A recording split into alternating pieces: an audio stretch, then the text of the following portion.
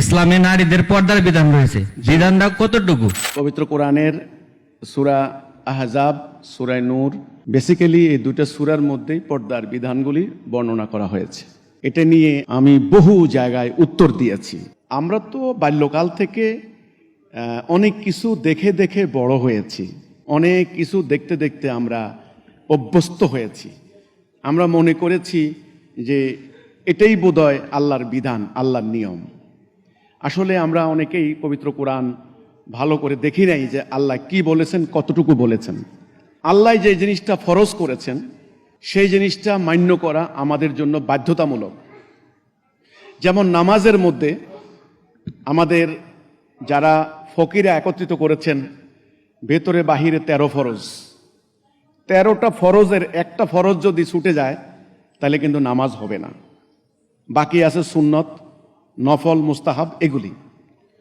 তো আল্লাহ যেটা বিধিবদ্ধ করে দিয়েছেন এটা হলো শরিয়া, শরা। শরিয়া শব্দের অর্থ হলো পথ, নালা, পানির প্রবাহিত হওয়া নালা, এটা হলো পথ। শরিয়া আইন, বিধিবদ্ধ নিয়ম, এটা আমার আপনার জন্য ফরজ। এইবার আল্লাহ কি বলেছেন? প্রথমে আল্লাহ বলেছেন, হে মোমেনগণ, পুরুষ, তোমাদের দৃষ্টি কন্ট্রোল রাখো, লজ্জাস্থান হেফাজত করো। লজ্জাস্থান কোনটা? সবাই বলেছেন নাভি থেকে হাঁটু পর্যন্ত পুরুষের লজ্জাস্থান, এটা হলো ফরজ। আর বাকিটুকু জিনাত। আপনি মিটিংয়ে আসছেন, খালি গায়ে আসলে খারাপ দেখা যায়। নামাজে দাঁড়াইছেন, উত্তম পোশাক পরে বলে জিনাত। আল্লাহ আরেক জায়গাতে বলছেন জিনাত করতে আমি তোমাদেরকে নিষেধ করি নাই, কিন্তু ফরজ হলো বাধ্যতামূলক। এখন আপনি যদি এখানে আমার মিটিংয়ে একটা 3 কোয়ার্টার পরে আইসা মিটিংয়ে বসেন, আল্লাহ সাক্ষী আমি আপনাকে বাইর করে দেব না। আমি দেখব আপনি ন্যাংটা নন, আপনার ফরজ আদায় হয়ে গেছে। আরেকজন মানুষ যদি লম্বা জুব্বা, পাগড়ি, সুন্দর আতর টাতর লাগাইয়া সেরকম একটা পোশাক নিয়ে আইসা বসেন, ওনাকে আমি বলবো ঠিক আছে বসেন, উনি জিনাত করেছেন, উনি ফরজও আদায় করেছেন, অন্যান্য ভদ্রতা উনি কায়েম করেছেন।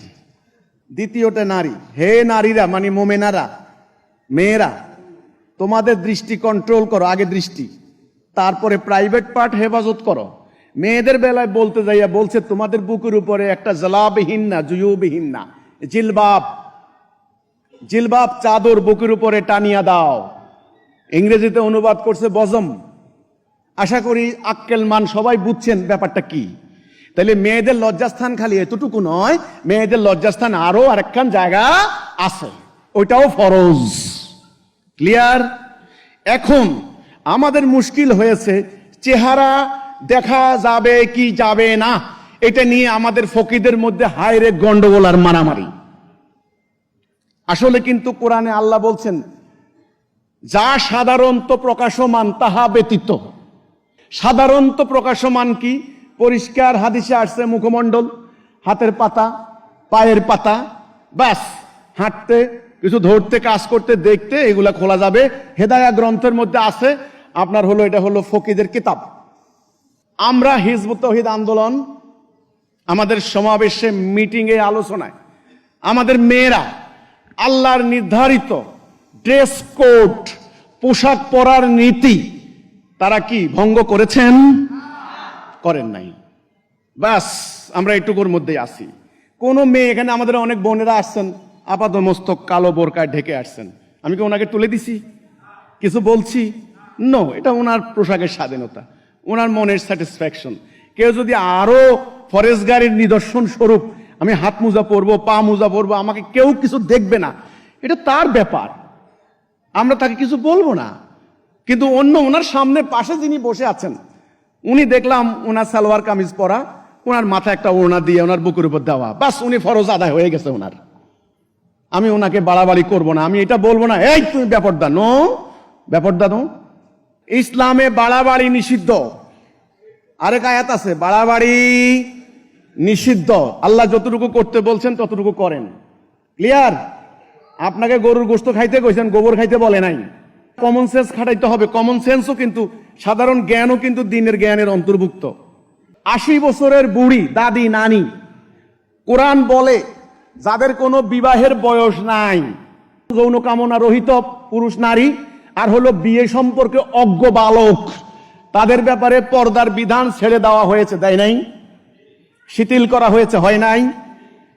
এইবার 80 বছরের বুড়িকে যদি আপাদমস্তক কালো বোরকায় ডেকে বাজারে নেন, আর 16 বছরের ষোড়শী তরুণী নাতনি ওনার স্কার্ট পয়রা বাজারে ঘুরান, তাহলে পর্দার উদ্দেশ্য বুঝলো?